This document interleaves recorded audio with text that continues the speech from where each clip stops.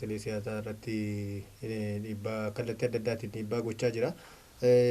Gara ammatti deemaa jirru kan ammoo waan adda addaatiin biyyi yerootti hidhamtee jirtutu jira yookaan yeroo rakkoo keessa gaaga'ama adda addaa keessa galte jira. Dhukkubni kun jira.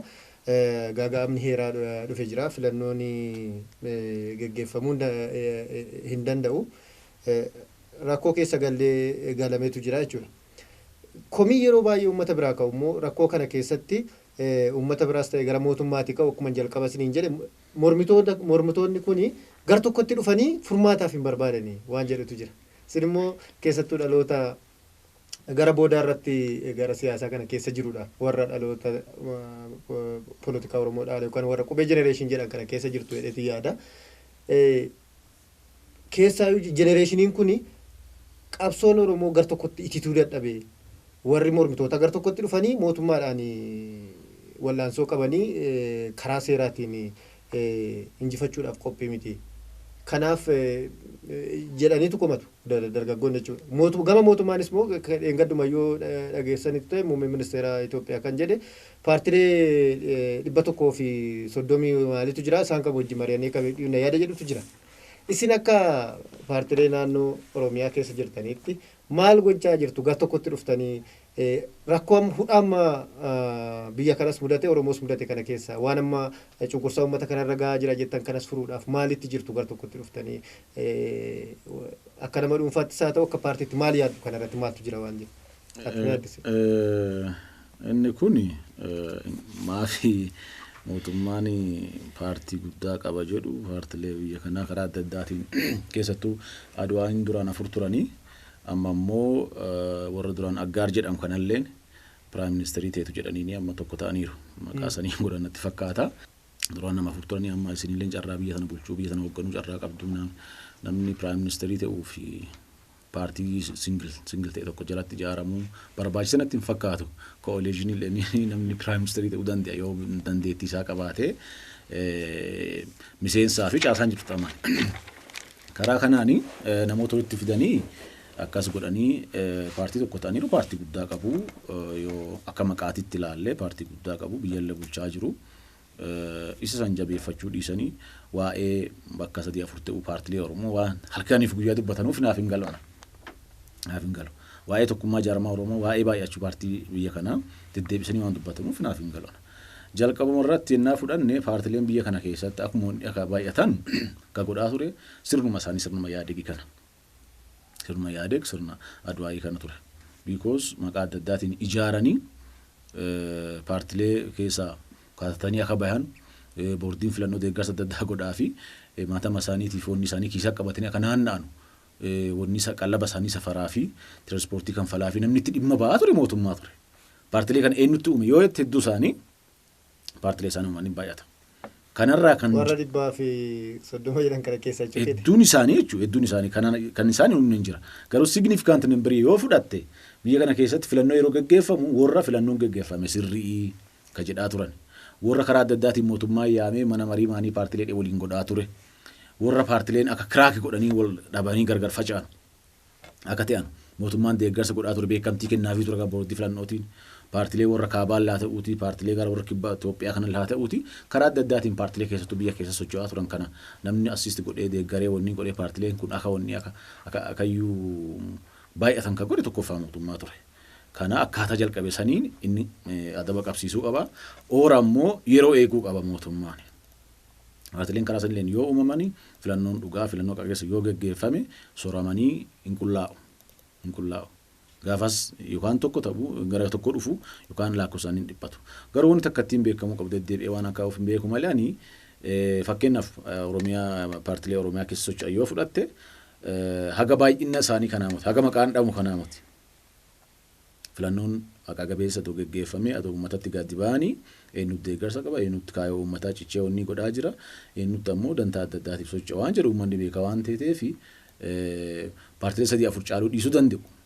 Paartileen adoo uummatatti gadi ba'anii jecha. Yoo mate'aniyyuu stiil ammallee uummata miliyoona 40 biyya uummata Oromoon gara miliyoona 40-50tti dhiyaatu keessa paartileen agasiin yoo uumamanii nu ajaa'ibsiisuu hin qabu. Fakkeenyaaf biyya Israa'el uummata miliyoona 8 naannoo miliyoona 8ti 8 tuqaa 1 tuqaa 2 ta'a. gara paartilee 30 jira biyya sallee keessa. Garuu waliin ta'anii dimokiraasiin hin buluu wanni hin jedhu.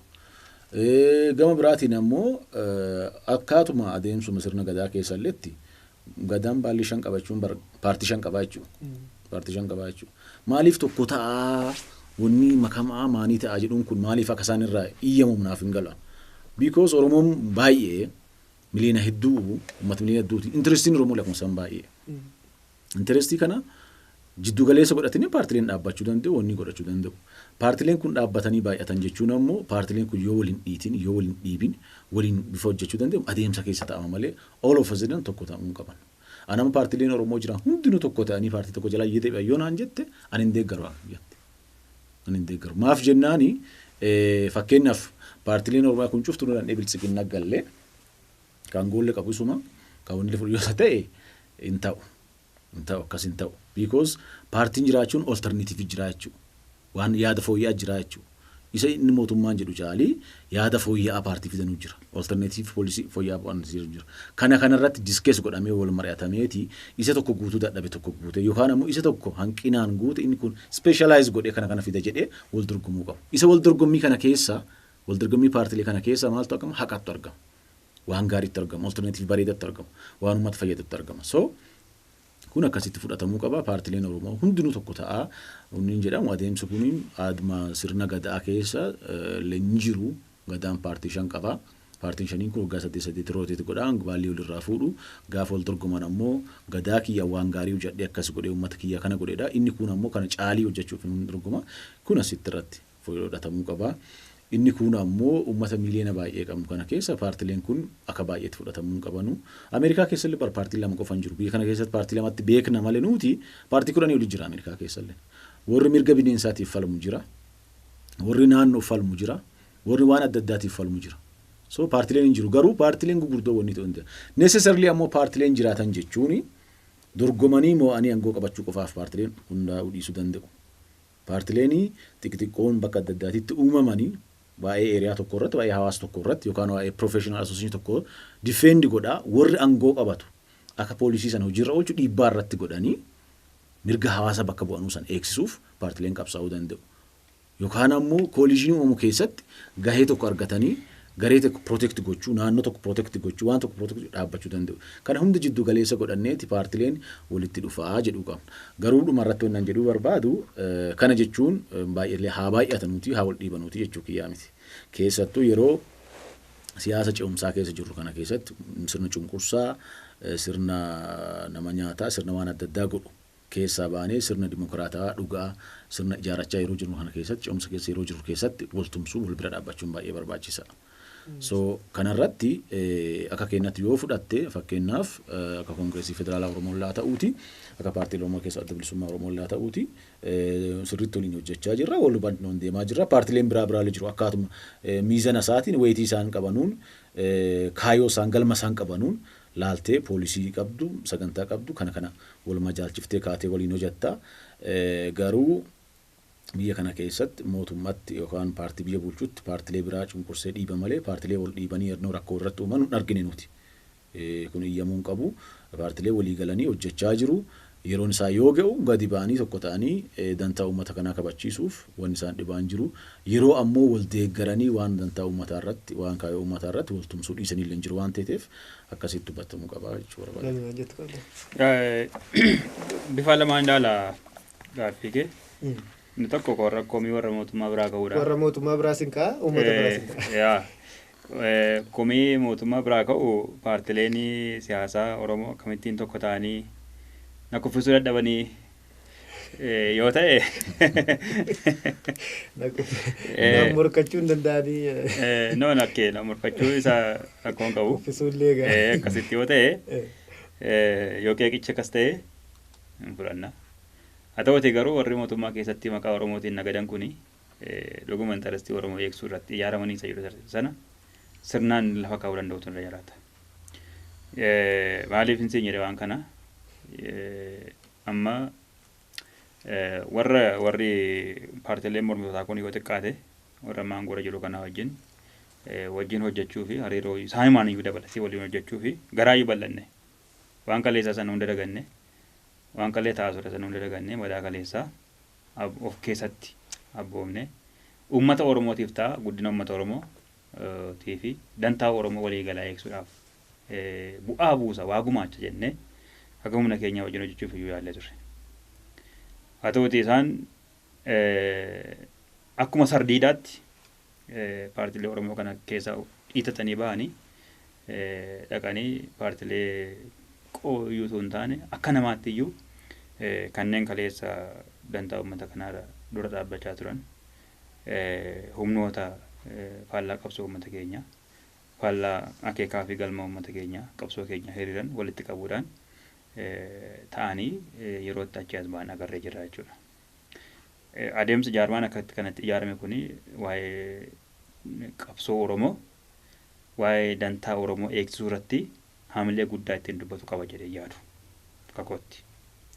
Dursa akeeka qabsoo sana akeeka galma qabsoo keenyaa sana beekuu barbaachisa waa'ee qabsoo uummata keenyaa waa'ee tokkummaa jaarmiyootaa dubbachuudhaaf. Sana irratti wanta nagarree fi haamilee sana wanta irratti nagarreef akkaataa kanaan dubbachuudhaaf haamilee ni qabu jedhee gama kiyyaan yaadu jechuudha. Uummanni keenya immoo dhugaadha.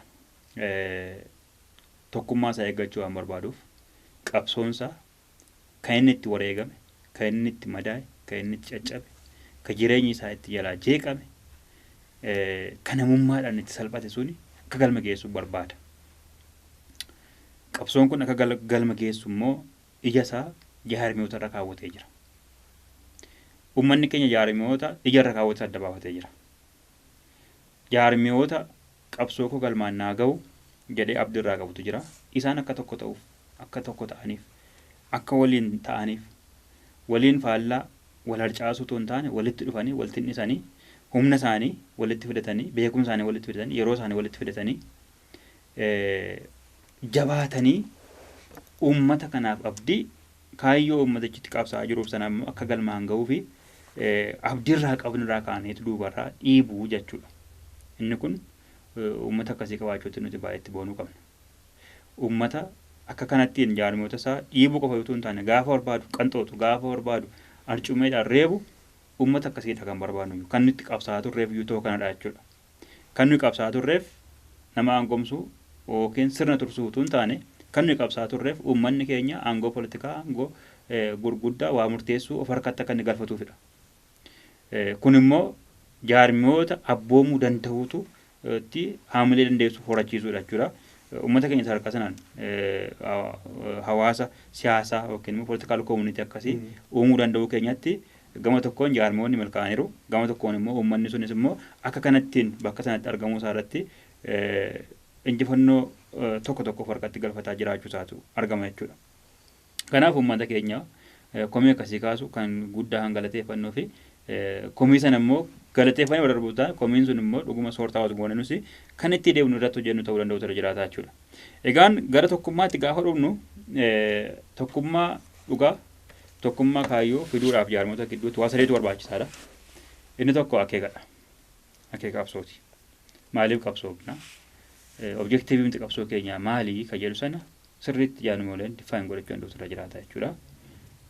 Inni lammaffaan galmadha. Eessa galmi keenya? Galmi qabsoo keenyaa maali kan jedhu kana adda baasuutu barbaachisaadha. Sadaffaan immoo kan kana walitti hidhu dantaa uummataati yookiin immoo naashinaal intarest dantaa uummata keenyaa waliigalaatu walitti hidha jechuudha. Akeekni kun sadan yeroo wal qibugaa jaarmiyooleen gurraacha ta'uu adii qal'aa ta'uu furdaa wanta inni tokko hin taaneef hin jiru.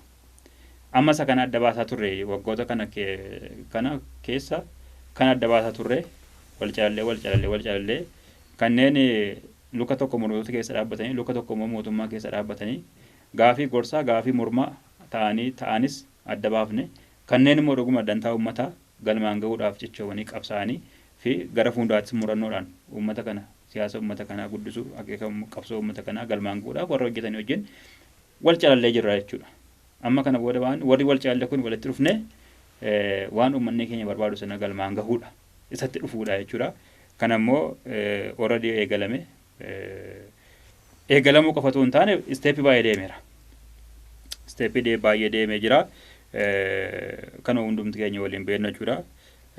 Sana hundu argaa jira amma waan waliin nutii fi kaafaa waliin goon nuuf kaafaa qofatu hin taane nuufi humnoonni federaalizimii dhugaatti amananii fi mirga hiree murteeffannaa uummata utaatti amanan hundiyyuu gama tokkotti luuccofnee gama tokkotti dhufnee humna ta'uudhaaf yerootti jirutu jira jechuudha. Uummata keenya qofa immoo miti baay'isee faranjiinis waan luun jettu gaafa nuti dubbifnu mootummaan humna akkasii qaba isin naannolee irratti ijaaramtanii mee akkamittiin biyya bushitu jetti. So gaaffii global question tu jira biyya kana keessatti waan ta'eef gaaffii global question kanas deebisuudhaaf nuti humnoota jiran kana ofitti finneera. Kana qofa immoo miti. Oromoon humna guddaadha biyya kana keessatti. Number matters. Lakkoofsi siyaasadha amma biyya kana keessatti. Lakkoofsi siyaasadha. Warra bashaaqoo maaliif beektaa uummata mileenaa masiitu nu jalaa bade kana jennee jettuuf lakkoofsatu murteessaadha beektaa. Oromoon immoo lakkoofsaan guddaadha. Lakkoofsaan guddaadha jechuun siyaasa biyya kanaa hoogganuu danda'u qaba. Dantaa isaa eegsifatee, dantaa kansaa eegsifatee, dantaa saboota cunqurfamoo eegsisee siyaasa biyya kanaa akka isaaf taatutti morodee qaree hoogganuu danda'utu irra jiraata jechuudha. Kanaaf formedii force ta'uu qaba. Humna kana gochuuf immoo nuti maal gochuu qabna? Hoogganuu qabna jechuudha. So isaan kana walitti fidnee humna akeeka mirga hiree murteeffannaa uummatootaa fi bilisummaa dhugaaf dimokiraasii dhugaatti warra amanan walitti qabnee fidnee jaarmiyaa ta'uu godhaa irra tokkoomsaa jirra jechuudha. Ofii keenya sanarra dabarraa jira jechuudha barbaadetanii uummanni akka inni rakkoo warri mootummaa jedhaniis warri uummataa jedhanittis gara furaatti deemtu jechuudha. Rakkoo amma akka sabaatti Oromoo ragaa jira jettan kaaftaniitu jirtanii. Rakkoo sababa sadarkaa addunyaatti bara kana uumame keessattuu vaayirasii kana wajjin wal qabatee jiruu fi akkasumas immoo gaaga'ama heera sababa sanaan immoo wal qabatee gara biyya kanaatti dhufe keessaa akkamitti bahuutu danda'ama jettanii yaaddu? Sirraa ka'u. Dubbiin guddaan nu dubbachaa jirru tokko waa'ee dhukkuba kanaati. COVID-19 koronaa kanaati. Isaan wal qabatee ammoo rakkoo keessattuu gara mootummaatiin miseensotaaf caasaa keenya irra gahaa jiru. Akkuma walii galaatitti dhukkuba COVID-19 kana wal qabateeti akkuma isin dura ibsa adda addaa kennaa turre deeggarsaaf tumsa barbaachisu akka jaarmaa siyaasaatitti godhuun barbaachisaa. Iddoo kanatti akka itti caalaatti itti naa dubbattu kan hin barbaadu miidiyaalee irra wanti amma yeroo dhiyoo kana argaa jiru waan isaan irraa eegaman ba'an jiranii dhukkuba kana to'achuu keessatti warri mormitoota waan jirudha. Isuma dhufuuf ture baay'een ajaa'iba wanni kun. Mootummaa gaafa jennu civil servantii qabata. Mootummaa gaafa jennu ministeera fayyaa qabata. Caasaa achi jiru leenji'ee wanni jedhu qabata. Private institutionii jiru kana hunda regulate gochuu to'achuu kana hunda qabata. Nuti hojii kana itti gaafataman qabnu. Itti gaafatamaan kana yoo laayinii irraa goru yoo heera biyyattii irraa ala ba'u yoo gara rakkoo deemu lakkii kana ta'uu qabu jenneetti recommend goona malee poolisii raawwachiisuu irra namni akka jirru poolisii qabnu alternatiivii qabnu dhiyeessaa jirra malee poolisii raawwachiisuu irraa miti. Mootummaan ammoo maal jedhee nu hamataa gahee isaanii ba'an jiranu. Gahee keenya ba'uuni miseensota keenya caasaa keenya dhageettii qabnutti fayyadamne. Caasaa qabnutti fayyadamnee dhukkuba kanarra uummanni keenya akka finnu waamicha taasisuu nuti qagoonu. Malee nuti maaksiin qoonnu nuti. Saanitaayizariin qoonnu nuti. Konkolaataa qabannee magaalaa keessa deemnee lallabnu nuti. Nuti gara tokkoon lallabnee mootummaalee gara tokkoon lallabeen ta'a uummanni nu dhaggeeffata. Bara nuti nama siyaasarraayyuu bakka tokko magaala tokko socho'uuf baay'ee rakkatuudha.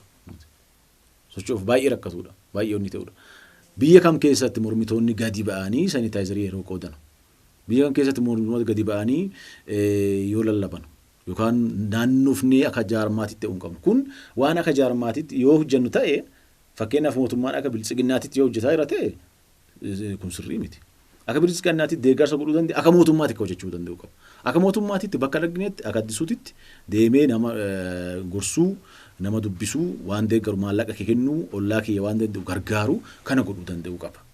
Garuu akka kaafaa'otitti har'a duula koronaa barsiisuu maanii jennee yoo sochoona ta'e kun poolitikaa ta'a.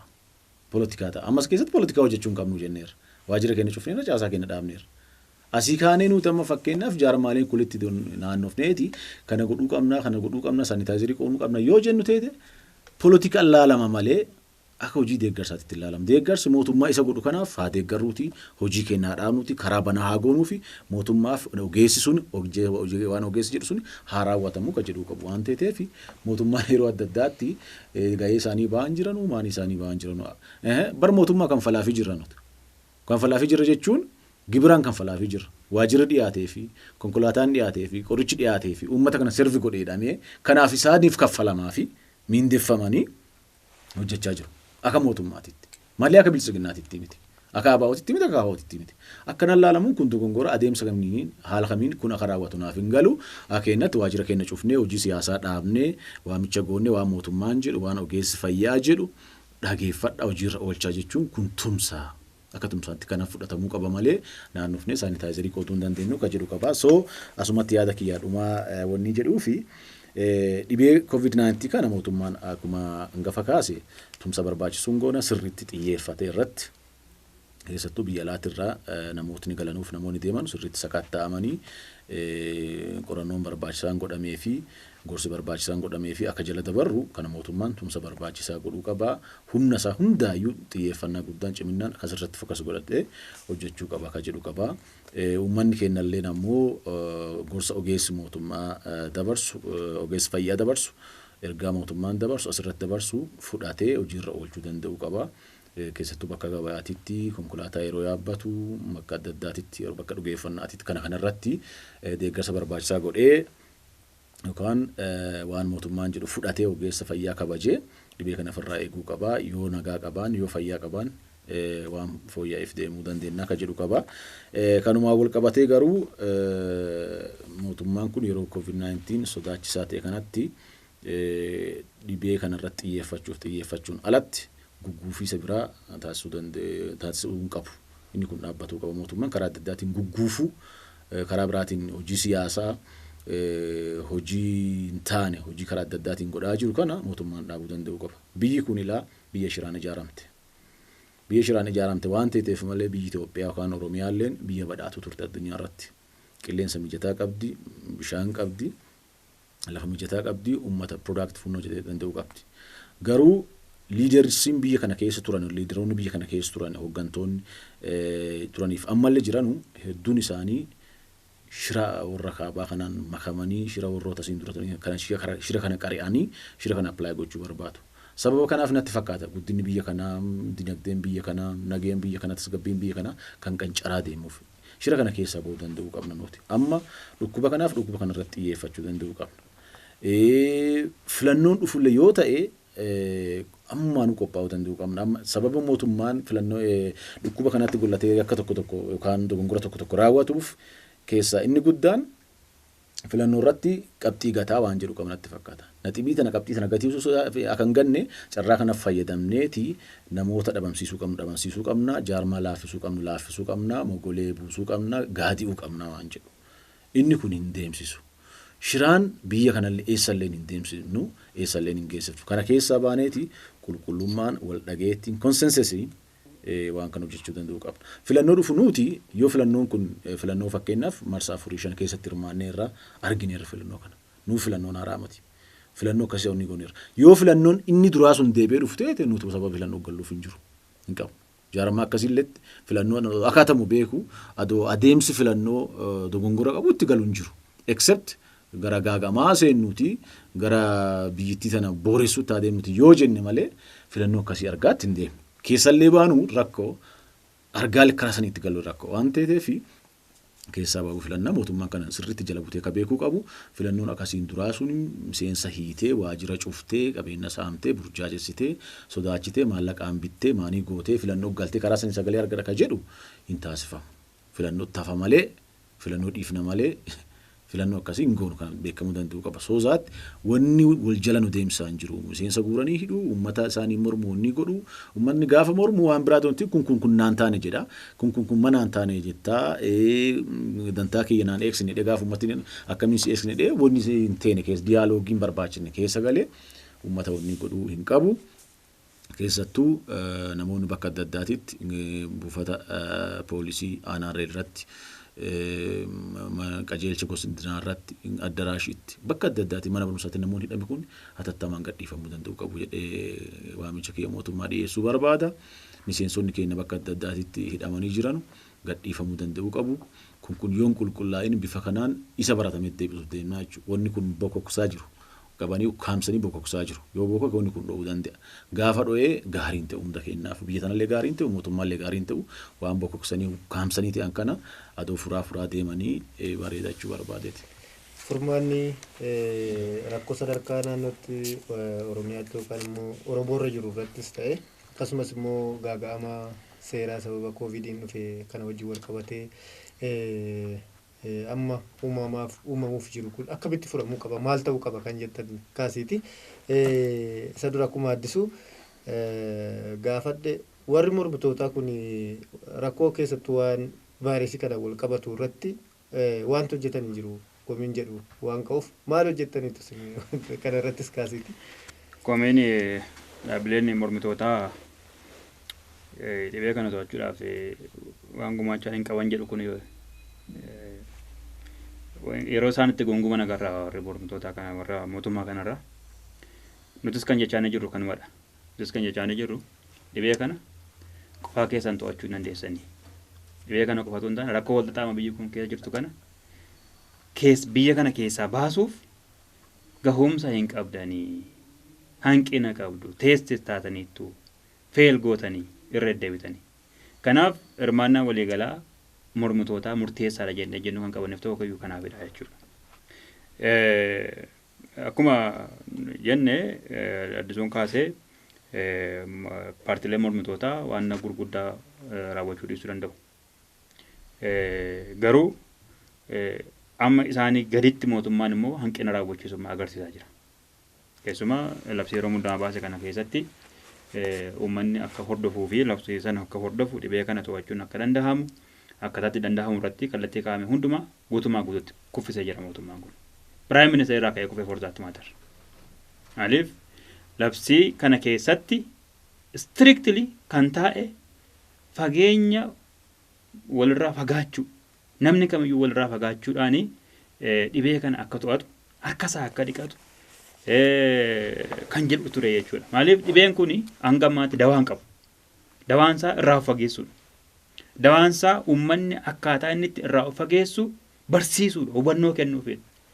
Whereas garuu warri biyya bulchan kun yeroo isaatti wal hammatanii uummata duratti ba'anii haala nama qaanessuun yeroo isaatti shubbisan agarra. Fakkeenyaaf dangaddaa Isaayyaas gaafa dhufe akkaataa isaan itti wal hammatanii harka wal qabatanii akka cidha fakkeessanii uummanni kun iyyuu caalmaatti akka inni waa'ee dhibee kana dagatuuf Toophiyoo silaa inni biyya bulchu namni biyya bulchu qaamni biyya bulchu tokko dogoggora fokkisaa akkas yerootti raawwatu uummata keenya dagachisuu qofatu hin taane uummanni dhibeen kun biyya keessa hin jiru jedhee dagate caalmaatti akka inni dhibee kanaaf gaaga'amu iyyuu karaatti yerootti saaqantu jira jechuudha.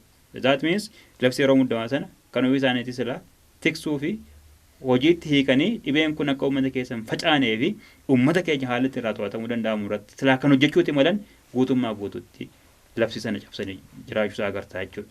Weeraas garuu warra mormitootaa fakkeenya ta'anittuuf fakkeenyaaf nuti dhibeen kun gaafa biyya keessa irraa kaasnee waajjira keenya cufnee miseensa keenya orienteeshinii kennine qabna. Orienteeshinii nuti kennine maali? Miseensi hundiyyuu qajeelfama WHO'n baasu yookiin World Health Organization baasuu fi ogeessonni biyya keessaa kennan kan ogummaan isaanii mirkanaa'e irraa gorsa akka fudhatan. Qajeelfama isaanii qofa akka hordofan. Qajeelfama kaallee akka dhiisan. Qajeelfama namoota waa'ee dhibee kanaa hubannoo hin qabneef ruumorii sobaa uummata keessa facaasan irraa akka of eegan. Yeroo yerootti waan miidhaan darbuu fi standardized kan ta'e kan WHO'n kennu kana qajeelfama qofa kana akka hordofan uummata keenyaaf gorsa dabarsan jira. Kana qofa iyyuu miti. Nuti miseensota fi deeggartoota miliyoona lakkaa'ama Oromiyaa keessaa qabna. Isaaniif qajeelfamni kenne maali? Tola ooltummaa irratti bobba'anii akka isaan waa'ee dhibee kanaa uummata keenya hubachiisan gooneerra. Kuni biyya kana keessatti akka jaarmiyaatti yoo kan godhe jaarmiyaa muraasan godhe ta'uu danda'a jechuudha. Haa ta'uuti garuu mootummaa maal godha? Kanallee poolisiis godheetu lakkate hojii tola ooltummaa irratti hin hirmaattu jedhee poolitikaadhaaf ganda keessa deemaa ta'eetu miseensa sassaabedha. Kana jechuun hangam dhibee kana to'achuu qofa iyyuu hin taane waan mormitoonni godhanitti waan mormitoonni isa darbanii godhanitti illee hangam akka qaana'ee fi hangam sheemiin akka isa qabe agarsiisa jechuudha. Utuu kun ta'ee jiru mormitoonni gahee isaanii baachuu dadhaban jedhanii achi as mormitoota komachuun isheen kun waanuma kijiba utuu hin taane waanuma itti qaanofnee bira dabaru ta'uusaa hubatamuu danda'uutti qabachuudha. Labsii yeroo muddamaa kana eeguun uummata godhee jiru ruumota eeriyaadhaa jiru utuu hin taane hooggantoota warra jiran warra harka ol qabatanii magaalaa keessa deemanii uummata duratti shubbisan kanarraa eegaluu danda'uutti qaba waan jedhu ta'uu qabna jechuudha. Rispoonsibiliitiin kun achirraa eegaluu danda'uutti qaba. Yoo isaan rispoonsibiliitii isaanii bahe uummanni rispoonsibiliitii isaanii baha. Mormitoonni garuu akka keenyatti akka adda bilisummaa Oromootti garuu hojii gurguddaa hojjennee manni keenya deeggaraan keenya bakka hundatti dhibee kanarraa uummata akka waraarratti hojjechaa turreerra jechuudha. Gama kan biraatiin uummanni Oromoo kan inni qabsaa turee fi bilisummaa dimokiraasii fi walqixxummaa biyya kana keessatti akka dhufuufidha. Gaaffiin waggoota 40 darban uummanni Oromootti qabsaa tureef guutummaa guutuutti deebii argachuun danda'uun furmaata waliigalaati biyya kana keessatti.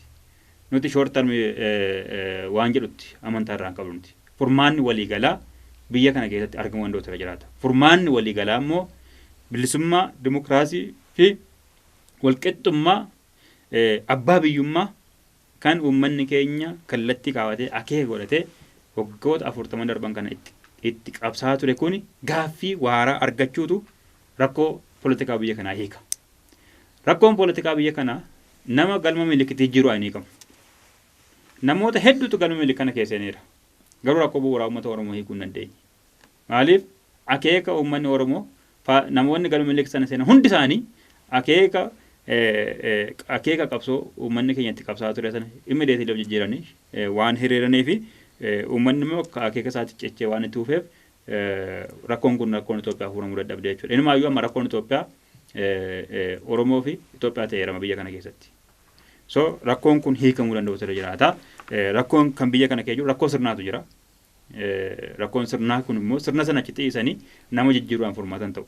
Sirna jijjiiru, adeemsa jijjiiru, ilaalcha jijjiiru gaaffii uummataa sirnaan deebisuu danda'utu furmaata waliigalaa fida jechuudha. Kanarratti hojjetamuun baay'ee barbaachisaadha. Ammatti garuu with a short period of time immoo rakkoon heeraa dhufeera filannoo wajjin wal qabatee kunis sirnichumatu fide. Maaliif sirna kanatu mala dha'uun barbaanne malee utuu malee dhahame amma heeraani heerri kun amma jiru kun mootummaa itti uffisuu danda'u gootummaa guutuutti. Mootummaa itti uffisuu danda'u. Garuu filannoowwan dhiyaatan sunumtuu hundumtuu bu'uura heeraa qaba.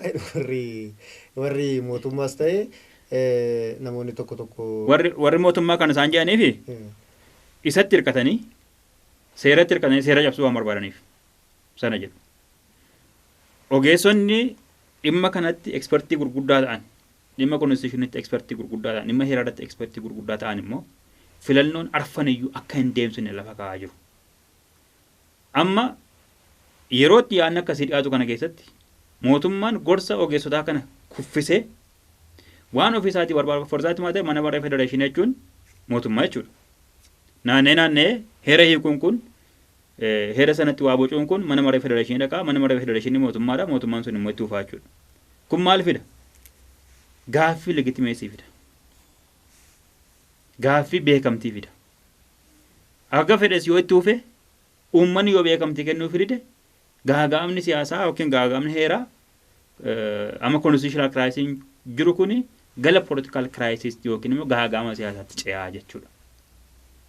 Kanaaf heerritti na eeyyamti jedhanii waa tokko qofa qabatanii carraa ishee amma mana maree federeeshinii jirtu kana qofa achi keessatti gaaffii naa deebisi jedhanii qaawwaa limmoo dhiphattu tokko qabatanii deemanii biyya kana keessatti gaagaama kan biraa affeeruuni waan gorsa'u miti. Kanaaf maali kan barbaadamu? Biyya kana keessatti kan duras kan dhibe political dialogue fi political consensus. Jaarmaaleen yaada qaban fidanii mootummaanis yaada qabu fide walqixa waltajjiin uumame irratti mari'atame wanti irratti walii galamu dhabamuun gaagaama siyaasaa waggaota 28 akka hin taane jaarraa kanaaf keessa gangalanne fide jaarraa kana keessa rakkoo kana keessa gangalachuun keenya immoo lubbuu qabsaa'otaa gaaga'u uummata biyya kanaa fi biyya kana immoo hiyyummaaf gadadoo saalfachiisaa ta'e keessatti hambise jechuudha. So amma inumaayyuu hiree kanatti fayyadamee mootummaan abshaalatu ta'e hiree kanatti fayyadamee gaaffii bu'uuraa uummata keessaa asii ol danfaa jiru kana furmaatatti gochuu fi balbala isaa banaa gochuu danda'utu irra jiraata malee isheema jirtu dhiphisee limmottii sana keessa hulluu qeetan anumti qofti waa hunda murteessee anumti qofti aangoorra tureetanii murteessa waa hundaa ta'een itti hufanne jedhamu kun gowwummaadha. Mootummaan tokko murteessa waa hundaa ta'uu hin danda'u. Kanaaf stakeholder hundi shoora qabu amma. Balaa achi as deemu kana dhabamsiisuudhaaf. Gaagama siyaasaa, gaagama heeraa dhufe kana gaagama siyaasaatti akka hin ceeneef amma dafanii hambisuudhaaf hireen mormitoota, hireen ogeeyyii, keessumaa ogeeyyii seeraa, ogeeyyii siyaasaa, hireen humnoota dimokiraasii irratti hojjetanii yookiin siivil soosheetii nuti jennu gaheen isaanii baay'ee murteessaadha. Isaan kun walitti dhufanii mootummaanis filannoo mataa isaa kaa'ee jira. Nutis filannoo mataa keenya jirra. Jaarmoonni kaanis filannoo kan kaa'an jiraachuu danda'u. Filannoon amma yookiin yaada furmaataa kaa'ame kuni shaffisaan humni independent ta'e irratti ijaarame gara diyaaloogiitti ce'uu danda'u irra jiraataa jira. Gara konsesiitti gahuu danda'u irra jiraanna malee heera hiigne aangoo itti fufsifne for unlimited time turre inni jedhamu kuni biyya kana gara diigumsaatti akka hin ceesifne sodaa guddaa qabna. Kanaaf immoo ammumaa kaanii warra kanatti irratti gaazummaa fudhachuu danda'u irra jiraata jechuudha. Mariin keenya kanarraa asuma irratti gaatu akkuma jalqaba jedhe too qaamni isin komattan kun isin cinaa jiraate waliin haasoftanii gaarii ture. Warri paartilee biraa yookaan immoo warri mootummaa kanarratti yaada kennu yookaan si faana taa'ee mormuun barbaada wal farmiin barbaada yookaan wal mari'achuun barbaada yoo jedhanii hin amanu ta'e gara fuulduraatti wal bira teessifne akkas mari'achiifnu nan yaada. Ani waan jettu qabaatte asumarratti wannan jedhuu barbaade amma siyaasa amma keessattuu waggaa 2-3 kana asii wanni argaa jirru siyaasa garee ijaaranii garee nama arrabsitu garee nama qeeqaa ooltu miidiyaa dhuunfaa akka tokko ijaaratanii waan akkasiitti deemaa jira. Akkuma hangafa kaase siyaasni keessa galleef yeroon keessa jirru ammoo yeroo siyaasa ce'umsaa keessa jirrannuuti. Cunqursarraa mootummaa anti dimokiraatik ta'erraa gara dimokiraasii ce'aadha jenneeti kaa qophaa'aa jiru. So siyaasa akkasii keessatti wal bira gatta'anii waliin haasawuun baay'ee barbaachisaa. Inni biraa ammoo xiiqiin barbaachine keessa galuun barbaachisaa. Xiiqii keessa galuun xiiqii keessa galanii an kana fidaa jechuun barbaachisaa miti.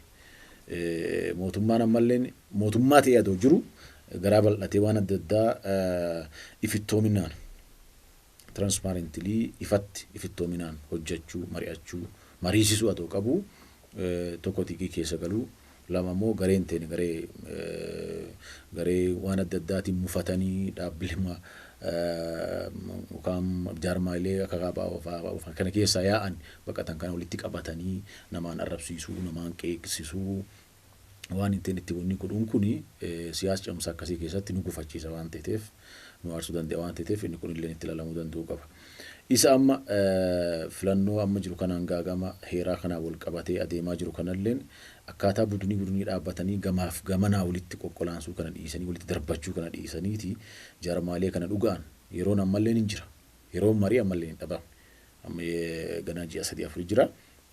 Yeroo kana keessatti ji'a tokkoof yeroon caala keessatti mariifnee waa karaa qabsiisuu dandeenya. Waan hundarrattu paartilee hundinuu irratti walii galan keessaa tokko filannoon geggeessuu kan danda'amne itti walii galameera. Egaa kun itti walii galamee falli barbaaduun dirqama ta'a soozaatti yeroo qabnaa jechuudha.